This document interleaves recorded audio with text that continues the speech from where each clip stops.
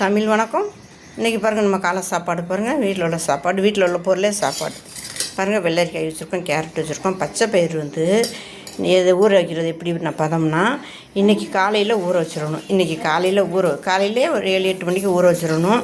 ஒரு 2 மணியை போல் அதை நல்லா கழுவிட்டு வடிகட்டி அரைச்சி, கல் பயிர் நிறையா இருக்கும், அதை அரைச்சிட்டு அதுக்கப்புறம் அந்த பயிரை நல்லா கழுவிட்டு தண்ணியை வடித்து ஒரு மூடியை போட்டு தட்டை போட்டு மூடி வச்சுருங்க.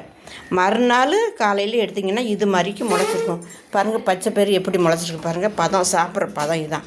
பச்சை பயிர் முளைக்க வச்ச பயிர் சாப்பிட்ற பதம் இதுதான். இது மாதிரி வச்சிட்டோம்னா இந்த பதம் கிடைக்கும் நமக்கு.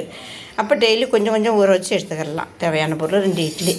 அடுத்து பாருங்கள், பீக்கங்காய் சட்னி, தக்காளி சட்னி, புளிச்சக்கீரை கடையில். இட்லிக்காண்டி புளிச்சக்கீரை கடையில் வச்சுருக்கோம். இட்லிக்கு புளிச்சக்கீரையும் சாப்பிட்லாம். கண்டிப்பாக இது மாதிரி செஞ்சு சாப்பிட்டு பாருங்கள், அருமையாக இருக்கும்.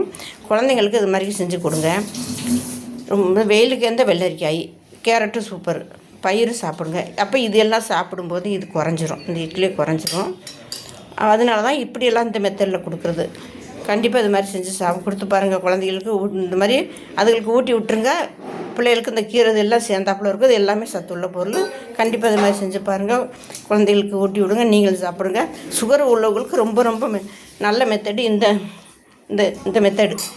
கண்டிப்பாக பீக்கங்காய் சட்னி, தக்காளி சட்னி, புளிச்சக்கீரை கடையில் இதெல்லாம் சாப்பிடும்போது சுகரே குறைக்கிறதுக்கு வாய்ப்பு இருக்குது. கண்டிப்பாக அது மாதிரி செஞ்சு சாப்பிடுங்க குழந்தைகளுக்கு. அருமையான சாப்பாடு. தமிழ் வணக்கம்.